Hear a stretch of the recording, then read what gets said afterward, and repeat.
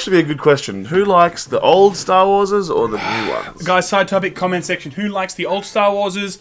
No, not like Empire Strikes Back. We're talking about 1, 2, and 3. And then the new Force Awakens, Last Jedi. We were hoping it was going to be called The Last Movie, but it wasn't. But anyway, guys, we're back. What are we talking about today? So, you probably have heard by now that a certain member of ArenaNet, the Guild Wars 2 developer, a narrative designer, has found herself in some trouble, and we're going to offer the layman perspective. Oh yeah, you guys ready for some controversial topics?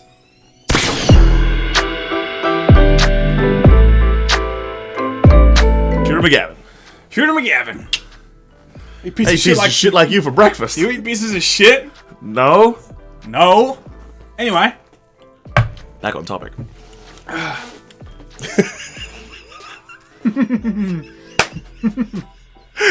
Get your Layman Gaming takeaway coffee cup coffee holder.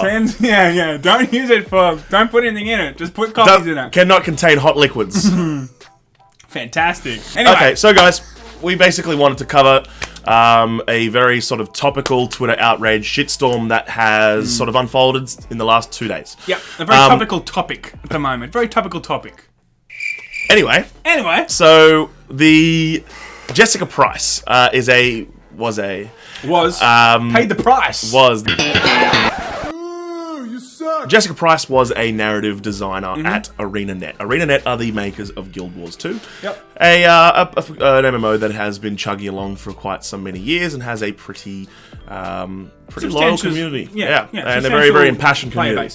They recently held an AMA, and this Jessica Price then took to Twitter afterwards in a sequence of tweets about probably 30 tweets long. Yeah. Just talking about her take on creation of interesting characters in MMORPGs. Yeah. And there's a lot of stuff that was said on Twitter. We just really want to get it through quick. Yeah. Before we start telling you the layman opinion, let's just shoot through what actually was said. There's a lot to cover, so we're just going to sort of race through the tweets and then offer our perspective. But the knowing what the tweets were is really important to being able to draw a conclusion on how how we feel and how people should be feeling. So it starts in a response to this AMA. Dara, who's a really, really prominent Guild Wars 2 community member. So prominent, in fact, that he has an NPC in Guild Wars 2 named after him. Yep. he's like a merchant. So he's like a dude. He's a total dude. Anyway, in response to her thoughts on narrative design in an MMO, and thoughts that were very highly regarded by everyone, like she wasn't saying anything bad or good, he just wanted to give some feedback. That feedback was, Dara says, really interesting to read. However, allow me to disagree slightly, and then continues to offer his feedback on, the learnings that she'd offered, and he attempted to sort of say, here, how about this? Yeah. And it was really nice how he said it, because he was just trying to say, this is what I think, and then she replied. Thanks for trying to tell me what we do internally, my dude, with some weird emoji. I don't get emojis. Maybe I'm old. So really, really passive-aggressive, and just kind of mean. So then Dara, all class here, backs out. He says, you getting mad at my obvious attempt to create dialogue and discussion with you instead of just replying that I'm wrong or otherwise correct me in my false assumptions is really just disheartening for me. You do you, though. I'm sorry, defended. I'll leave you to it. Cool. So all class, didn't arc up. And he basically expressed his disappointment. He's like, look, I was really trying to contribute, and you sort of spat in my face. And most importantly, he backed out. He knew that this is not a battle he wanted to get into, because this was not the end of said battle. She then quotes his tweet. Today, in being a female game dev, allow me, a person who does not work with you, explain to you how you do your job. Okay, so we'll get into it a bit more detail later. But I mean, 2 issues there. Firstly, he's trying to offer really, really friendly feedback. Yep. She spits in his face, and secondly, she pulls this sexist card where it really doesn't belong. Yeah, she pulls a gender card. It has nothing to do with gender. Yeah. We'll get more into that after. We just want to get the facts right, because we report, you listen. Okay. We report, you decide. Yeah, that's what I meant, Alec. Thanks, buddy. Fox News. Yeah, just in case you didn't know, guys. It was Fox News. Just in case you didn't know. We'll do it live. Fucking thing sucks. And then she follows up in reference to Dura, like the next rando asshat who attempts to explain the concept of branching dialogue to me, as if, you know, having worked in a game narrative for a fucking decade I have never heard of, is getting insta-blocked. PSA. Public service announcement for those of you who do not know. I didn't know what that... I was like... I didn't think you'd know. Something? Hey man, the brain's the operation. Yeah. It goes on though. It goes on. She means, you know, like now she's like actually attacking him. And then it kind of goes back into the whole gender thing. She makes comments as follows. Since we've got a lot of hurt man feels today, let me make something clear. This is my feed. I'm not on the clock here. I'm not your emotional courtesan just because I'm a dev. Don't expect me to pretend to like you here. Again, it's just disintegrating further and further, and then it goes on and on and on. So this is where she got herself into problems. Because regardless of her, like, opinions on, you know, the sexism stuff, or whether his critique or his criticisms or feedback really was warranted or unwarranted in terms of the merit of what his criticisms or feedback, were they right, were they wrong, doesn't matter. The way in which she's speaking to him on a public forum is completely unacceptable. 100%. She is representing a company. She's not only representing herself, she's also representing the company. So it's really important, whatever you put on social media, you are representing the brand correctly. And it has to be in a respectful manner, because anything you say that's bad, of course, is going to reflect badly on the company. It's a PR storm when this kind of stuff happens. Yeah. So that's the issue that she found herself in. She was using her private Twitter platform to lambaste, you know, community members. And just quickly, if you were to take this instance in isolation, that would be shitty alone. But to give you an idea of this woman's character, in response to Total Biscuit's passing, it's very recent. She said this on the 25th of May. The kindest thing I can say is I'm glad he's no longer around to keep doing harm. So that just shows right there. I think that's a sackable offence right there, to be honest. But it really gives you insight here that she's very trigger happy on Twitter, on social media, to make very controversial statements. But anyway, that just brings you up to speed, okay? Brings you up to speed. Now, what is going on today? So, do you know what happened, Sam? Everybody, she got fired. She got fired, and I wonder why. Like, I just can't figure out why she would get fired. Oh my god. She got fired. So, she got fired. Mike O'Brien, who is the CEO, I believe, of ArenaNet, put out a statement saying, recently, 2 of our employees failed to uphold our standards of communicating with players. Their attacks in the community were unacceptable. As a result, they are no longer with the company. And then he goes on to do the usual, doesn't reflect our views as a company, etc., etc. So they're fired. Actually, when I say they, it's Jessica Price and also a colleague of hers. I believe it's Peter Fries, who in a couple of tweets came to her defense. I think him getting sacked is a little bit more sort of grey area. His wasn't nearly as controversial, but still backed up her bad behaviour publicly. And look, in the eyes of ArenaNet, it was enough for him to get the boot as well. So, what do we think about this, Sam? Ultimately, if you are going to be representing a company, this whole idea that it's your private account on Twitter. Number one, if you're going to be voicing your opinion on Twitter about the games that you are developing, expect people in the public community that are also on Twitter that follow you to engage in discussion. It's 2018, of course. Any social media platform now is going to also have your private life and your personal and your professional all kind of wrapped into one. It's very hard to say, oh no, I can say whatever I want on social media and then come into work the next day and not think it's going to affect you. It's just not how it works. Yeah. It's just not. So the issue of whether you can separate, public and private social media accounts is one thing.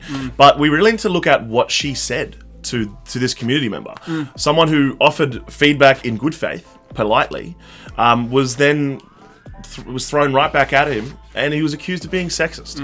Now, look, I'm going to preface this by saying that I wholly understand that the women do face issues in the whole sort of space of video games. 100%. All you got to do is join an Overwatch game, and as soon as a grill joins the game, you hear this terrible, terrible abuse. I agree. And you hear the anecdotes of working in game development houses. Yeah. They've got it tough. Not only females that play video games, but also, the females that work in video games and creatives. And I think the workplace in general, of course, has a lot of battles on their hands in terms of making sure that there's equality. We are not, for once, or in any way, shape, or form, trivializing that there are problems out there and they need to be 100% addressed. Yeah. But this is a separate thing entirely, because she's gone ultimately to play the gender card in a discussion that was an intellectual discussion about how a passionate gamer just maybe would like to see the game in terms of narration, maybe take a certain direction. Yeah. Did not once make any comment about her gender. Did not once ridicule her. All he was merely saying, in a genuine and passionate way, is like, hey, I think this might be cool in the game. And she went a whole different way and brought gender politics into it. Yeah, you know, being 2018, you know, there's really a heightened sense of awareness of the differences between, you know, genders and races and all that kind of stuff. To call someone a sexist or to imply that someone is being sexist in 2018 is super inflammatory. Almost to the point of, like, it's almost like accusing someone of racism. Like, it's really slanderous to their character. 100%. And I think that it's really, really... Sorry, let me finish this. I think it's really important to place those labels appropriately and accurately. I agree. Because when you just throw them out where they don't belong, you devalue what it means to be called those things, because those words should only be used in the right instances so that they have the full weight behind them. Not only that, I think it's also... I agree with everything that you said, but...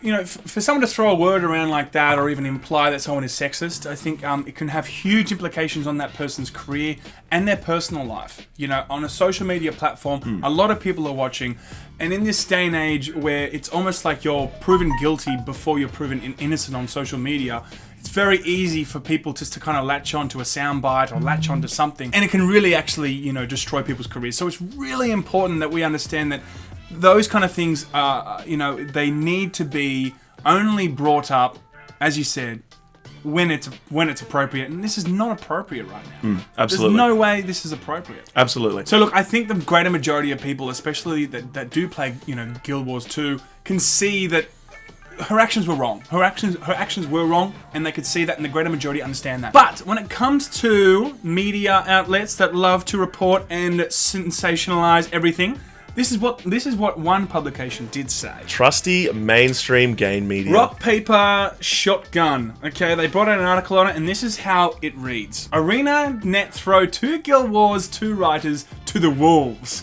I mean, that there. It's like, come on. ArenaNet have fired 2 Guild Wars 2 writers for tweets they made this past week. In doing so, they've thrown their lot in with players and harassers who make unreasonable demands on game developers. Good work, ArenaNet. Let's start at the beginning. So that's a great opening paragraph for an article. And it's very unbiased. I feel yeah. like it's very unbiased. It's really just about facts, you know. I'm really looking forward to see what else they say. And then Rock, Paper, Shotgun go to describe the situation in favourable terms to Jessica to make her seem to be the victim. Of course. Kotaku also joined in on this bandwagon, stating some tripe. Tripe, everybody? Tripe's a word. Tripe is a word. Tripe's also a food. Intestines. I had some in Japan.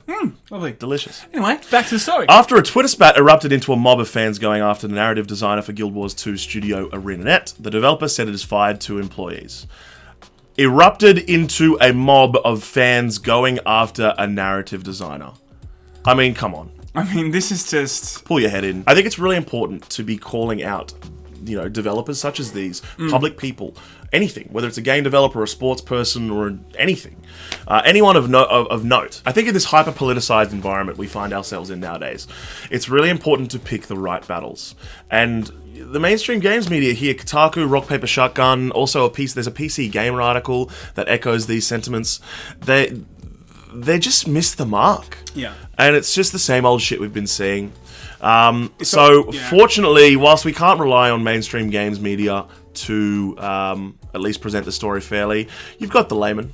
You got the Laymen, everybody. You've got us. You got the Laymen to decipher. We'll tell it to you straight. We will decipher what is true, what is false. Okay, this is what we're here for. And the fact is, this kind of over-dramatic style of writing, it doesn't do any good. I don't think it actually does any good. So in closing as well, worth mentioning that the Guild Wars 2 community were very happy about this. Yep. Now, I shouldn't say, you know, we shouldn't celebrate the sacking of someone, but we should certainly acknowledge when the punishment is deserved. Yep. The Guild Wars 2 community were happy and have bought in-game currency in droves as a show of support. I think we can celebrate at least that reason has prevailed, you know, and sometimes it doesn't, though, in this world of 2018. Sometimes it's just everyone is so terrified of making any move or firing someone because they think they're going to be labelled also as a sexist or something. Yeah. But the bottom line has nothing to do with that. It's really good to see that, you know, management that, you know, that are working on Guild Wars 2 are actually putting their foot down and saying, no, that's ridiculous how you've actually spoken to a valued community member, you're getting the sack. Sorry. Yeah. It's a great precedent, and I hope that other development companies also follow suit. When someone acts out, it doesn't matter if you're male or female. The bottom line is, are you acting out against the brand? Are you making us look bad? And are you being cordial with the actual people that play our games? That's what it should be about, everybody. But look, we will keep you posted, okay? We are detectives, and we will tell you what happens. If we get enough complaints here, we might actually sack Sam as well. If there's enough complaints, voice your thoughts. Voice the opinions, okay? But look, as I said, we'll put our detective hats on, and we will continue to be on the case. Bring it back.